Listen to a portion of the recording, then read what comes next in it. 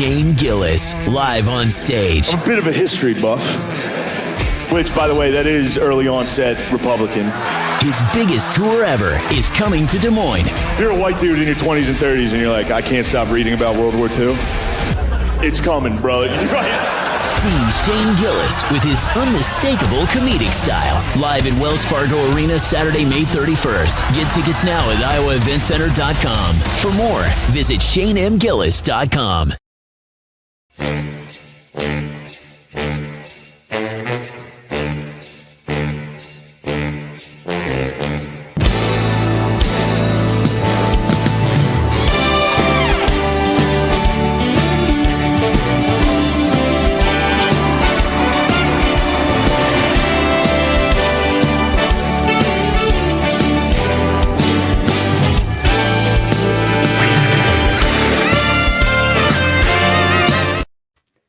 Hello and welcome into the Channel Seed Studios for Bigger Than 12 on Iowa Everywhere.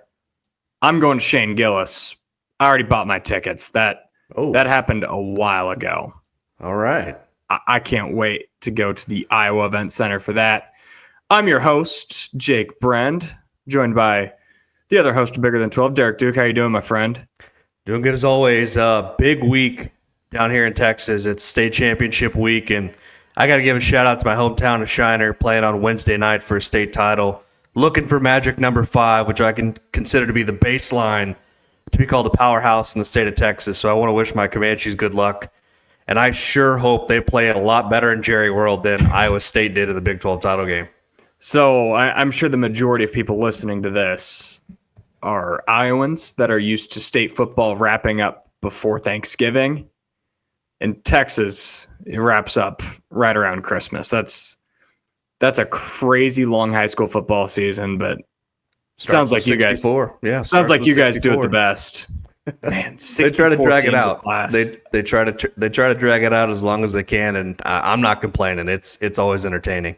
Well, you got to decide the best champion one way or the other, and another way you can be the best with your financials is through WealthCharter Retirement Planning and Tax. They're the presenting sponsor of Bigger Than 12. Tim Hawkins and his team will take care of you, and I think we talked about it last week, but it's a busy time of year, especially finances-wise, buying presents, buying gifts, traveling all over the state and the country. The best way to get your finances in check is with WealthCharter Retirement Planning and Tax, and then be sure to do it right around the new year. The best way to start off 2025 would be with WealthCharter Retirement Planning and Tax. We always thank them for sponsoring this program and for simplifying wealth for our great listeners. It's going to be a little bit of a different show today. So on Sunday is actually when we're going to record a show Sunday that'll be released either Monday or Tuesday of next week. We're going to tackle all the bowl stuff. We'll know who Arizona State will be playing by then. And then, we'll just kind of go over all the bowls, pick them. We'll have some fun stuff with that. So today, we're just going to tackle a couple hot topics, some hires, some players to the NFL, some Heisman. We're going to keep going on report cards, and then we're going to dive into some hoops. I cannot wait for that, but let's start with hot topics. We've got just 3 of them for you tonight. And this is the biggest news of the year. Alan Bowman. Oh, boy. Forgoing his eligibility and will be heading to the NFL. Derek, was this a shock to you? It was almost a joke to me. It's about damn time. He's played for 7 years, and I feel like it's been 3 years too long for my liking. Look, I had a chance to see Alan Bowman in person at Texas Tech as a true freshman back in 2018, and I thought he was going to be the next great quarterback in Lubbock, and things just didn't work out there. He went to Michigan, which didn't help him at all. Ended up in Stillwater. I thought he could bring some value to Oklahoma State, and he did help get them to a Big 12 title game last year, but was very turnover prone this year.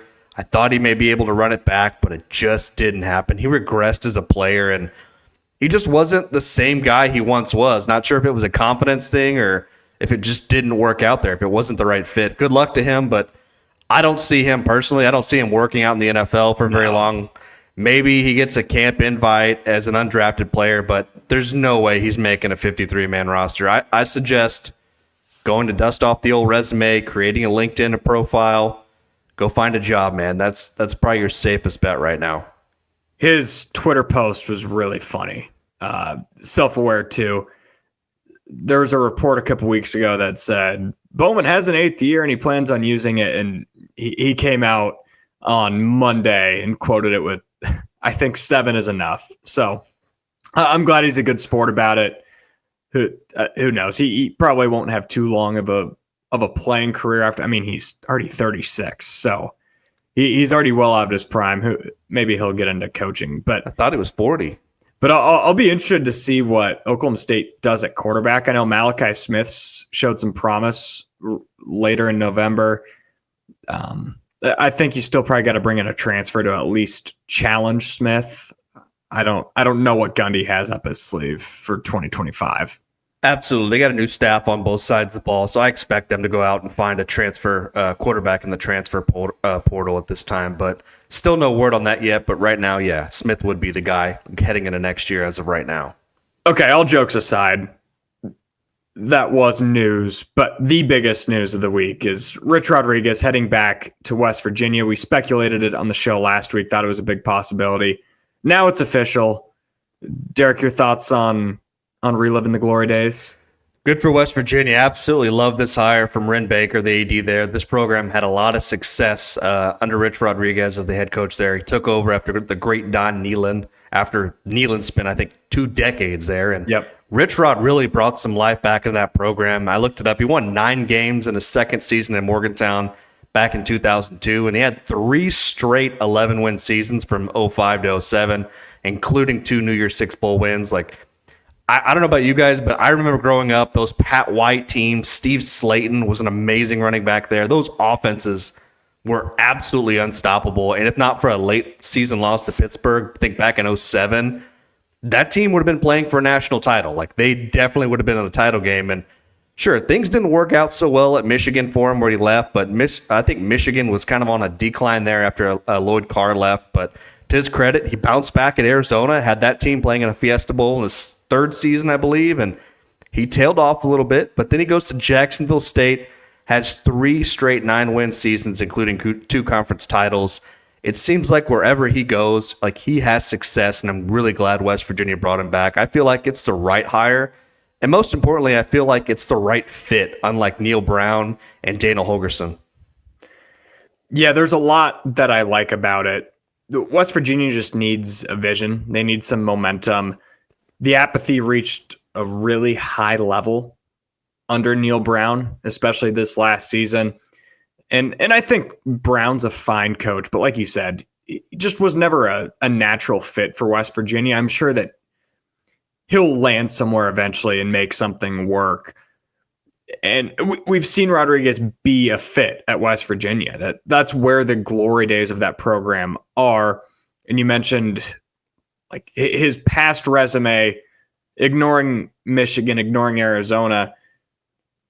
He's had 3 straight 9-win seasons at a Group of 5 school, just won the conference. Those are typically the type of guys that find their way back up to the Power 4 level, let alone the fact that he's the former West Virginia coach. My worry or my problem with it is typically when you're hiring from a Group of 5 school, you're not hiring a 61-year-old. So could there be maybe a limit on his ceiling just because of his age? Sure, but again, 61 in college football isn't exactly ancient. There's some pretty old coaches out there. But all that being said, the good news for West Virginia is it's not like it's a massive rebuild. It's a rebuild for sure, but it's not like this is a 2-10, 3-9 team he's taken over. Neil Brown's got him to bowl games. He got him to a bowl game this year. So I think he'll be able to bring back enough momentum, which most importantly should lead to more NIL, fan buy-in, resources, and that has the chance to get West Virginia back at least near the top of the Big 12, and that's a good enough program to be able to win something.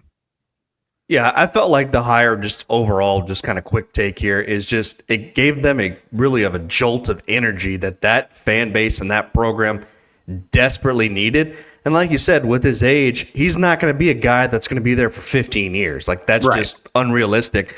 But he's a guy that's going to get the train back on the track and keep this thing rolling for whoever the next coach is going to come in after him.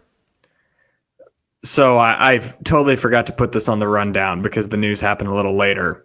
But I feel like we just have to talk about Alex Grinch to UCF, the former Oklahoma and USC defensive coordinator. I can't believe they're making this hire. I know he doesn't have a huge track record of a defensive coordinator outside of being Lincoln Riley's DC. That's maybe the only upside I can see, that if he's actually in a change of scenery with new people, maybe it can work out. But this immediately makes me feel so much worse about UCF going forward. It's the Ted Roof hire 2.0. They just hired a former Oklahoma DC to run things there, and how that lasted one season. And now they're going to bring in Alex Grinch, who basically got canned from Oklahoma pretty much when Lincoln Riley left. He was going to get fired eventually if he would have stayed at Oklahoma. Ends up getting fired at USC instead. Bounces around from job to job. I just don't see the appeal there at all. I don't know how you sell that to your fan base. I don't know how you sell that to your players, because when you look at it on paper, it looks terrible. And his whole thing was speed D, speed D, speed D. Well, they were terrible. No matter where he went, they were awful, and he should have been fired from Oklahoma if he stayed there, got fired from USC, and if he would have ended up as defensive coordinator somewhere else, I'm pretty sure he would have got fired too, but absolutely hate that hire by UCF. Again, I hope it works out for him. I hope the change of scenery works for him, but on paper, I don't like that hire at all. I'll have to bring in a friend of the program, Jeff Dubroff, a USC grad, in to talk about his good friend Alex Grinch. I think I texted him about it, and he just said they're doomed. It was something like that, or terrible hire. Probably and then want to drink. He probably wanted to drink when he heard that, if they would have said that, yeah. And let's close with this. This isn't a surprise to anyone around these parts, and we definitely don't disagree with it, but Travis Hunter wins the Heisman. We just got to give him his props. Incredible player. Great for the Big 12, too, to have their star player represented on the biggest stage. Yeah, I feel like I rarely say it sometimes, but the voters got it right. I know some people are really upset that Ashton Genty didn't get it, but Travis Hunter was the best player in college football on the planet, and I don't think it was even close. Nobody played more snaps than Travis because he truly was a two-way player. And usually when we talk about two-way players, it's someone who plays one side of the ball and returns kicks, or somebody who plays one side of the ball really well and it really isn't that good on the other side. Well, Travis is great on both sides. I think he truly is a once-in-a-lifetime kind of player, and you're not going to see another player like him maybe ever, or for at least a very long time. Excellent receiver, solid corner. NFL GMs are going to have a tough time figuring out where to play him, but all you need to know is that you need to have that man on the field because he's going to make your football team better. I'm absolutely thrilled that he won the Heisman. It's good for the Big 12 to have a player like him, and good for the conference to have a Heisman winner again. But my only complaint about the whole ceremony is that Cam Scatterbo didn't get an invite. He should have been in New York City. I've got a feeling that a lot of people submitted their ballots before the Big 12 championship game.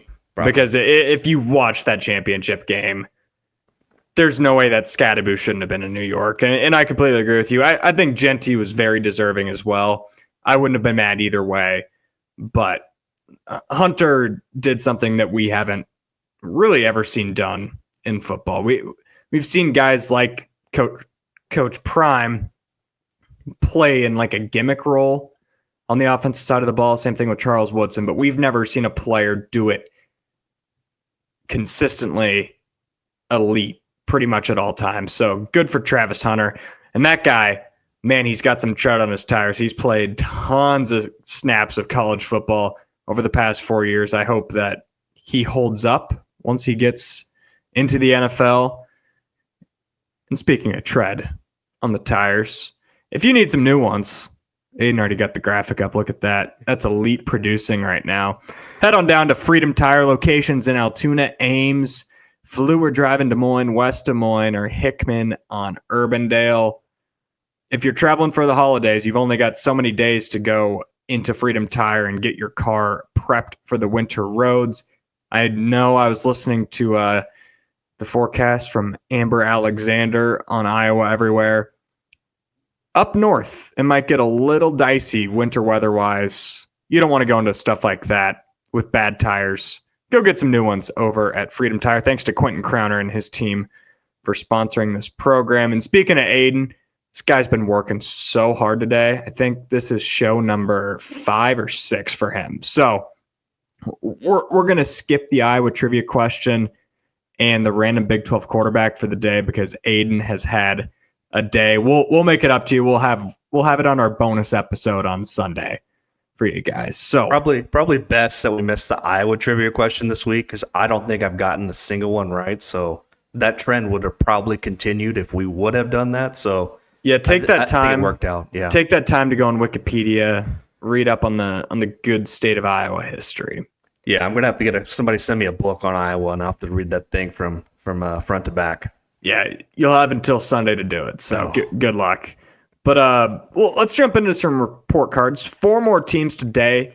We're getting to the top half of the conference now. We got K-State, Texas Tech, TCU, and Baylor. Let's start with the Wildcats. Derek, how would you grade Kansas State's 2024 season? I'm going to go with the B-. The big thing with this team is that they weren't ready to go like we all thought they would be, including myself. Offensively, solid run game. DJ Giddens was a great running back, one of the most underrated running backs in the conference. But the problem for me was that Avery Johnson just wasn't quite ready to light the world on fire in year 1 as a starting quarterback. And he went through some growing pains as a young quarterback, which many people didn't think he would go through, including myself. I thought it would go a lot smoother, but I can think of 2 games off the top of my head where he made some costly mistakes and that ended up being the reason why Kansas State lost games, whether it was turnovers, poor decision-making. He struggled in some key moments, and I think everybody saw that. And defensively, like everyone and their mother knew the weakness of the defense for Kansas State. It was clear it was the secondary opponents. We're not afraid to air it out at all. And they attacked them, and it worked. The other thing about Kansas State, which probably the most shocking thing to me that I can think of in recent memory about that program is their special teams. Yep. They were terrible. Like, we're so used to seeing this program dominate in those areas like special teams, and it turned out to be a complete weakness for them. Kansas State is typically the team that makes you pay for mistakes, and instead this season they were the ones making the mistakes, and that's something we aren't used to seeing in Manhattan, Kansas.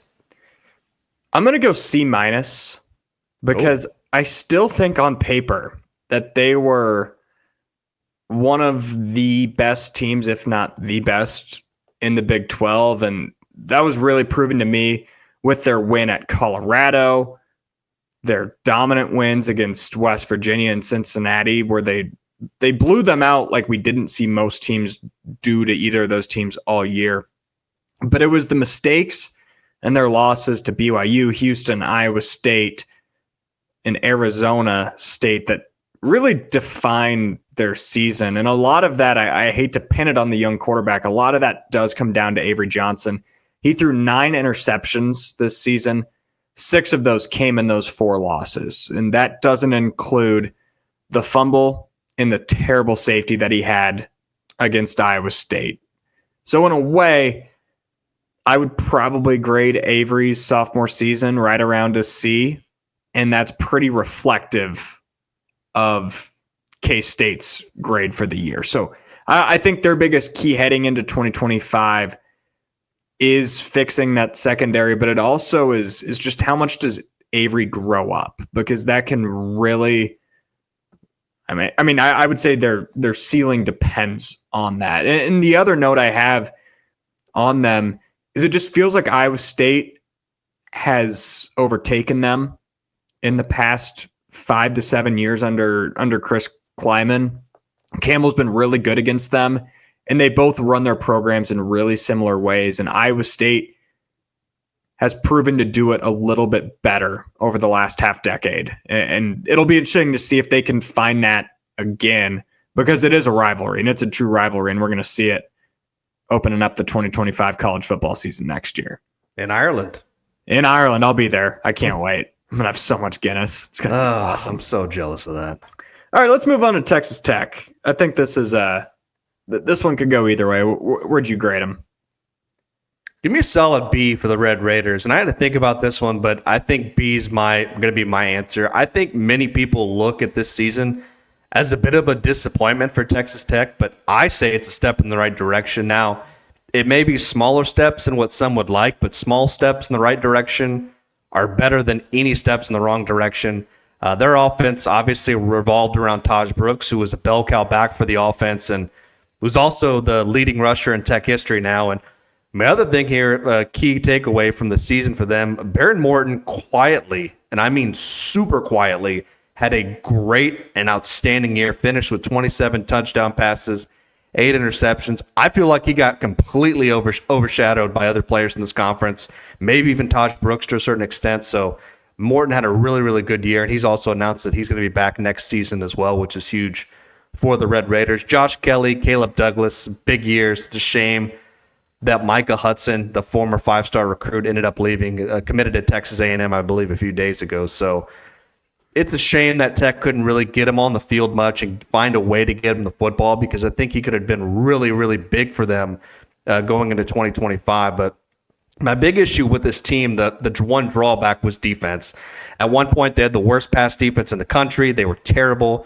0 pass rush up front to help them out, and it just made things so much worse for them. The good news is that they went out, they hired a new defensive coordinator, and Sheil Wood from Houston, who did a phenomenal job under Willie Fritz in year 1 there. So, and they're also going to have a new offensive coordinator as well. Was Zach Kitley leaving? They got hired Mac Leftwich from my wife's alma mater of Texas State. So I like that hire a lot too. But Tech's going to have some new faces this season, but Joey McGuire is building that program up. Make no mistake about it. I said this a few weeks ago, and I have to remember the stat here. It was 3 straight seasons with an above 500 record in conference play. That's the first time anybody's done that at Texas Tech since Spike Dykes. Sonny Dykes. Spike Dykes. So I think that's really good for him. And I think that a lot of times is overlooked, considering when you had Mike Leach there for 6, 7 years, 9 years, whatever it was. So that's a very impressive stat for Joey McGuire. So I do like the job he's doing, and shout out to them, man. They're doing some really good work in the portal right now too.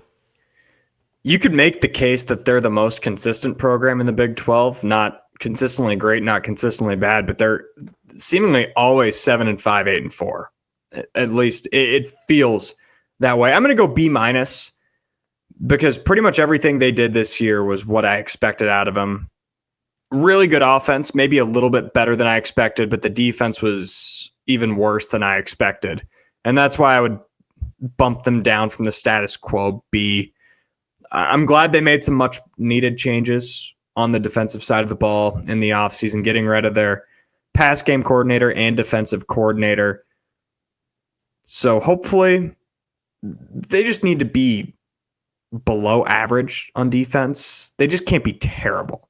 And I know we'll see what happens with the offense next season under a new offensive coordinator.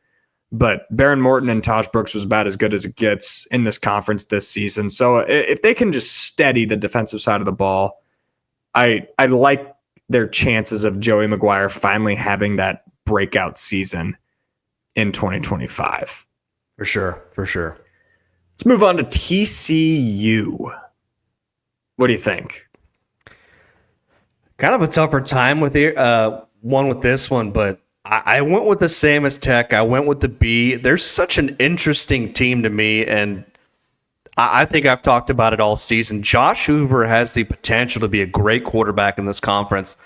The problem for him was just turnovers. At times, he couldn't hang on the ball. He made poor decisions, and it really hurt this team. And it also didn't help. I looked at the numbers. He didn't really have much of a run game to lean on, but when Hoover didn't turn the ball over, this offense can move the ball on almost anyone. They could put up some serious points, and I like some of their weapons they had with Savion Williams, Jack Beck, but they're going to need more guys like that.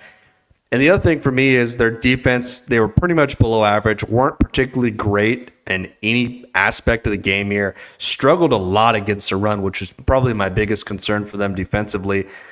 But watching them overall this season, I kind of had one big takeaway, I guess, overall about the program. They need to get better in the trenches on both sides of the ball for them to really take that next step and get to that next level. I think we saw that carry over from that Georgia game, the national title game. Is TCU was not ready in the trenches in that game. They weren't ready last year. I don't think they were ready this year. They were certainly better, but still not where they need to be. And and this season was a big step back in the right direction for Sonny Dykes. And 2025 to me is going to be a really make or break year for this program. I wouldn't see, and that's because when you make the national championship game, the standard changes. And an 8-4 season is fine for most programs, and it's even fine for TCU. But if you look at their schedule, they played a really easy Big 12 schedule. And they finished the season with no marquee wins. I was looking up and down, and I couldn't really find a win that you're going to talk about going into next season. But you mentioned it. Josh Hoover was one of the best quarterbacks in the league, especially the last half of the year. I thought he was able to cut down on those mistakes more so than that start of the season. But they lose a lot of their weapons. Cam Cook just entered the transfer portal. Jack Besh is off to the NFL, so Savion Williams.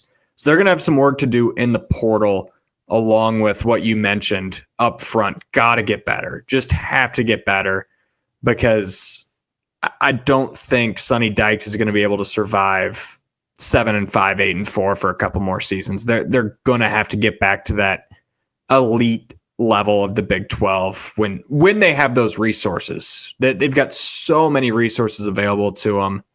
And they're hungry. They were in a national championship game 2 seasons ago. I've probably said that 50 times this year on this podcast. People are probably getting annoyed of it, how many times I've said it. It's true. No matter how many times you say it, it's not untrue. It's very true. That is true. And people forget that they didn't just get birthed into the national championship. They went they went 12-0 in the regular season, lost the Big 12 championship game, and then beat Michigan. So, which is forgotten about by a lot of people. Completely forgotten. Yeah, nobody remembers that game. Give them some credit. I know they got steamrolled by Georgia, but they deserve credit for beating a Michigan team that went on to win the national championship with pretty much the exact same roster the next year. Let's close with Baylor. This was maybe the most fascinating season of any team in the entire conference. For sure. I couldn't think of another team that had a completely maybe outside of Arizona State, who we'll eventually get to, but I'm going to give the Bears an A. I didn't expect much at all from this team. In fact, I thought Dave Aranda was going to be fired by October and they would sniff a bowl game. Instead, bounced back after a 2-4 start and ended up winning 6 straight games to end the year. They found their quarterback of the future with Sawyer Robinson, and Bryson Washington had a breakout freshman year at running back. Super awesome running back for them. Rushed for over 1,000 yards as a true freshman, so that was really impressive. But for me, unlike TCU, I got to give credit to their offensive line. They were one of the best units in the Big 12, and it just seemed like they got better and better as the season went on. And you couldn't stop their ground game. There were games where they were rushing for over 250, 300 yards, and it was just a routine for them. So really impressed by their offense.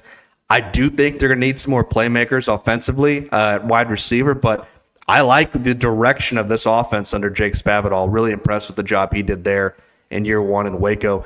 Defensively, they have a few things to work on. They got into some shootouts this season, but they held their own, really bounced back, especially after that Colorado game. That's the one game I thought that they were just going to be done. I thought they were going to cancel their season, just pack it in, but did not happen. Dave Aranda, fantastic job. And that's, I think, the theme for this team is they got hot, played their best football in the final half of the season. And I think one could make an argument that they maybe were the best team in the Big 12 towards the end of the season. I think they could have gave Arizona State maybe a better game than Iowa State did there in Jerry World. Yeah, I'm going to go A-. We definitely buried them too quickly. Their 0-3 start ended up not looking as bad as we thought because those losses came to Colorado, BYU, and Iowa State. Especially those first 2 teams we did not think were great teams at the time, and those 3 ended up being 3 of the 5 best teams in the conference by the end of the season. They didn't lose after that.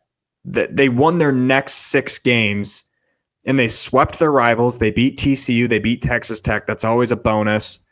And yeah, they totally found something in the quarterback position with Sawyer Roberts, and he is someone that they can build around going forward. And they should be expected to compete for a Big 12 title next year. And that's great news for them and their fan base, of course. The bad news is if they don't, Dave Aranda's not that far removed from a hot seat. They're in a very similar spot to where West Virginia was at this time last year, where they had this surprisingly pretty good season, and the expectation gets lifted for the next year, and Neil Brown did not meet that expectation. Aranda will have to do that in 2025, or else we all know what can happen. It happens quickly in this sport. I think the one thing I feel a lot better about Baylor going into next season than I did West Virginia coming into this year. So that's the one positive I will say for Baylor compared to West Virginia. I do too, and I think I was a little higher on Baylor entering this season than you were. Not that I expected them to contend or anything like that, but it's a program that, again, like TCU, they've got a lot of built-in resources, and they should be competitive most years in the Big 12. But we'll see. We'll wrap up report cards a little later on in this month, this year, on Bigger Than 12. But we're going to pause football, and we're going to go hit the hardwood. Uh-oh. We're going to talk some basketball. We've just got a few topics. We're going to treat this almost as a season preview, as most teams are done playing important non-conference games. Conference play will start right after Christmas, heading into the new year. Just generally, Derek, what's been your biggest surprise so far in Big 12 hoops? I think it's kind of hard to take away from some of the non-conference because the schedules are just so much different from team to team. Like you see teams that play absolutely nobody. So I can't really say that, one team is looks really great right now. Like they're just a runaway favorite, but kind of just some surprises, I guess small surprises here is, I think Arizona for me probably takes the cake for the most disappointing team in the Big 12 so far. I mean, they're sitting at 4-5, and I know they have played a strong non-conference, but for them to be under 500 right now is a bit surprising to me. That was a team that was predicted to compete for a Big 12 title. I'm just not seeing it come together for this team. And the two things when I looked at this team here, behind the arc, shooting 30%, lowest in the Big 12, and turnovers. They have the second most turnovers in the entire conference. Two really bad areas to be poor in. So that is one thing that really sticks out. Another school I want to throw in there, Kansas State. I'm not sure what is going on there, but that magical run by Jerome Tang seems like a lifetime ago with all the drama going on over there. And, as for my one positive, I'm going to save that one for just a little bit later in the show with my Coach of the Year pick. But Arizona and Kansas State, two really big disappointments so far for me this year. I think for me overall, it's been a little surprising that the Big 12 is a little bit down this year. I'm not going to say too down because it's still an elite basketball league, but we've seen what the SEC has done this non-conference season in that the SEC has been the best league in basketball so far. And a lot of that has to do with the SEC, but some of it has to do with the Big 12 itself too. You mentioned Arizona. They've been horrible. They've been so disappointing. And then I think Houston is a little bit down compared to last year, compared to their 1 seed standard. They're still going to be a top 3 or 4 seed in the NCAA tournament, almost no matter what. I would guarantee it. But they just haven't been as elite without Jamal Shed. And then Baylor, they've really been up and down since they won the national title. They rely on a lot of freshmen year in, year out, and their defense hasn't been great. So those are 3 teams right there that were top 10 to enter the season and have not performed as top 10 teams yet. The good news is Iowa State has been great. They've been one of the 3 best teams in the country. I don't think anybody can argue that. And Kansas is Kansas. I'll talk about them in a little bit. They're very malleable. I could see their season going all the way to the national championship, or this has upset by a 15 seed written all over it as well. So I would say that's my surprise as a whole is just the league hasn't been great. And a lot of that I do think has to do with the bottom as well. In years past, there's been maybe at most one bad team that you can just guarantee a win. This year, I think there's 4, 5, 6 bad teams, which I think isn't the worst thing in the world for March, because you don't want your guys having to grind out 20 league wins. Like last year, there just wasn't many opportunities where you could expect to go out and win by double digits. Not that teams should do that anyways, but playing at home against Utah is a little bit different than playing at home against Oklahoma, who finished almost last in the Big 12 last year. So that's probably hurting the metrics and stuff like that. But as far as the top teams go, I think that could help those teams make a bigger push in March. So if we're treating this like it's a preseason poll in the midseason, who do you think wins the league, Derek? I wanted to pick Houston. I did, but after watching them play this year, I don't feel comfortable with where they're at right now, but I just can't get away from Kansas. I think they're arguably the most talented team in the Big 12. Finished 5th last season, which was their worst finish since Bill Self took over there. Zeke Mayo has stepped in nicely as a transfer. DeJuan Harris Jr., solid player as well. I think the big difference between this Kansas team and the Kansas team last year is just simply the depth. And I think that's going to go a long way in the Big 12 conference. And again, I think you said it best. Like, you wouldn't be surprised to see if they get upset in the first round.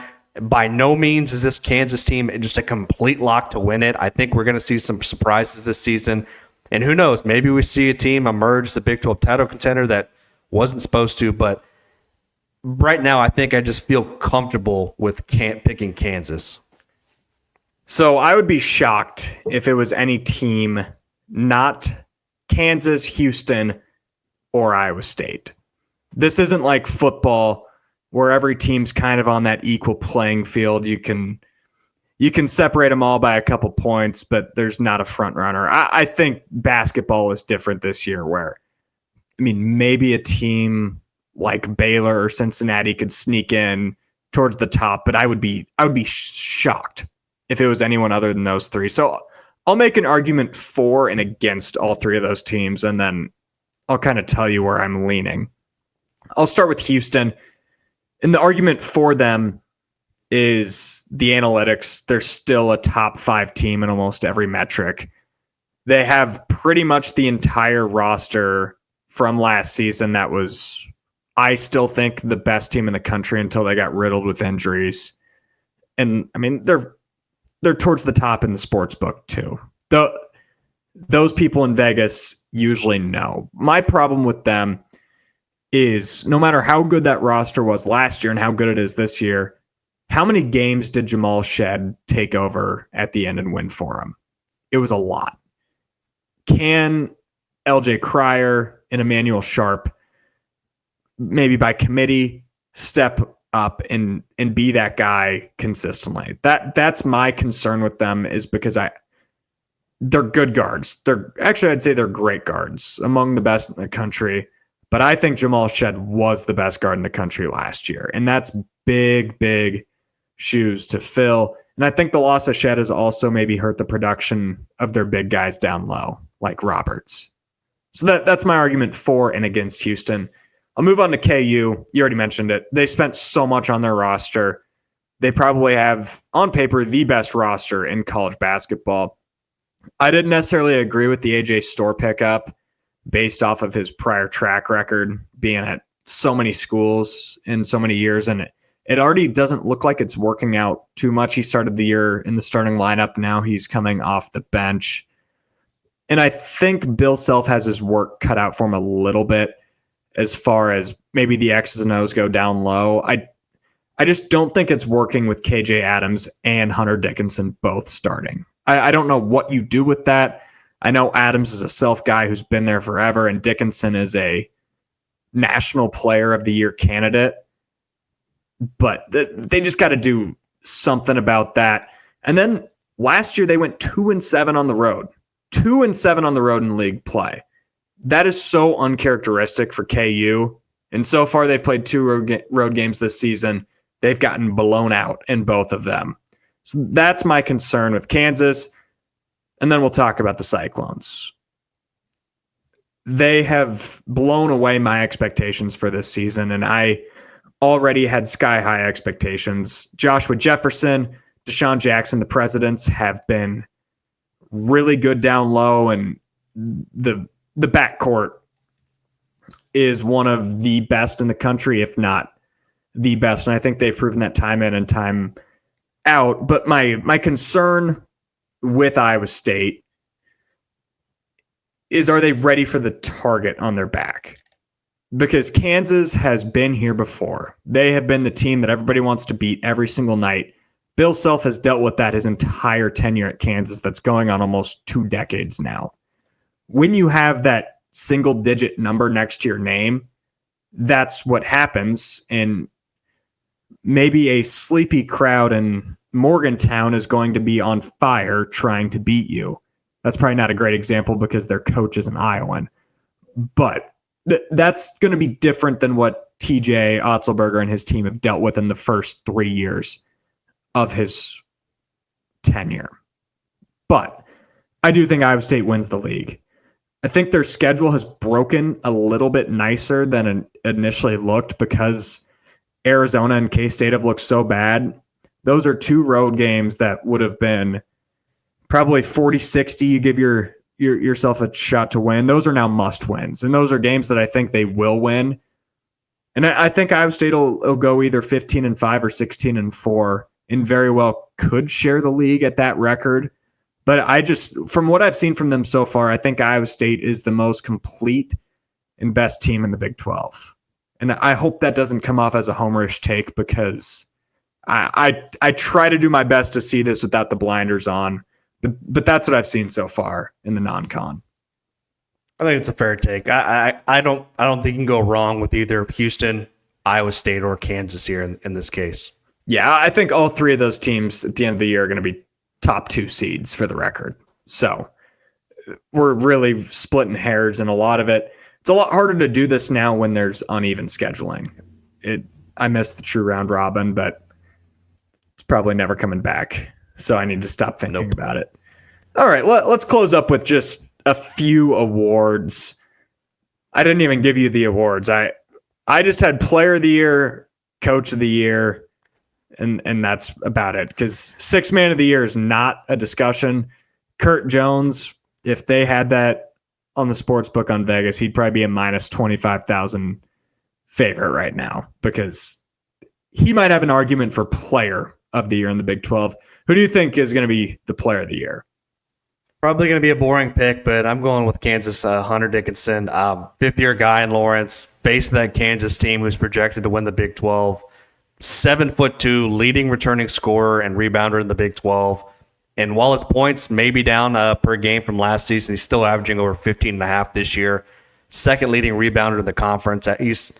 He's a walking double-double, and there just aren't many players with his size and his skill set in college basketball. He's fun to watch, and I think when the dust settles, I believe he's going to end up being the best player in the conference. And I'm pretty sure he's going to win Big 12 Player of the Year. So I feel pretty confident in that pick, but again, there's so many great players in this conference. It's really hard sometimes to pick just one guy who's going to win it. I'm going to go Keyshawn Gilbert, and I was down to him and Dickinson. Okay. But if I'm going with Iowa State to win the conference, I'm going to go with my Player of the Year to come from the team that wins the conference. And the problem with picking an Iowa State player is I don't even know who the best player on Iowa State's team is. And that one speaks just a testament to what Otzelberger has done with the roster. I know Randy Peterson wrote a column on IowaEverywhere.com outlining who's the best player because you could really make an argument for 4 or 5 guys. I do think it's Gilbert, and that was really shown in Maui. I think if Iowa State does go on a 15-5, 16-4 type run in the Big 12, a lot of it'll be because of Gilbert's ability to get downhill and change games and get to the free throw line. And yeah, I just think he's ascended, maybe more so than any other player on the roster. Kurt Jones will have an argument. He's the team's leading scorer right now, and he comes off the bench, which is pretty ridiculous. And then, guys like Cryer. It sucks that Tucker DeVries on West Virginia got hurt. He's a former Drake Bulldog, so I got to cover him really close. He's from Des Moines, went to Waukee. He got injured. He's out indefinitely, and he was really leading a pretty cool Cinderella story with West Virginia. So hopefully he can come back. But if he was healthy, I think he would definitely be in the race as well. And that leads into Coach of the Year. I just talked about him, West Virginia. I think I'm going to go Darren DeVries. I think even without Tucker in the near future, if they can get him back sometime in January or February, I think this West Virginia team with Javon Small is good enough to be a 6 or 7 seed in the NCAA tournament. And in year one of the Darren DeVries era, I think that would be enough to earn him Big 12 Coach of the Year. Well, I'm glad neither one of us picked Bill Self here. I'm going to go with Cincinnati head coach Wes Miller. Bearcats ranked this season, picked to finish 6th in the preseason poll. Now, I get it. They haven't really played anybody just yet, but they have handled their business so far up to this point. I like Simas, Lukaskis. I think they're capable of putting up points. But what I really like about that team is the way they play defense. Second in scoring defense, the Big 12. And I think they really could surprise some people with the way they play defense. And again, I think Wes Miller is probably one of the most underrated coaches maybe in the entire country for me. Yeah, they had a good win over Xavier over the weekend.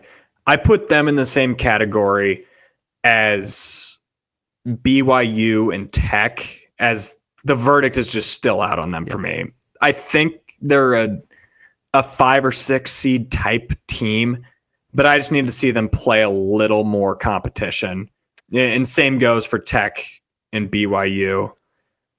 Anything else on hoops before we get out of here?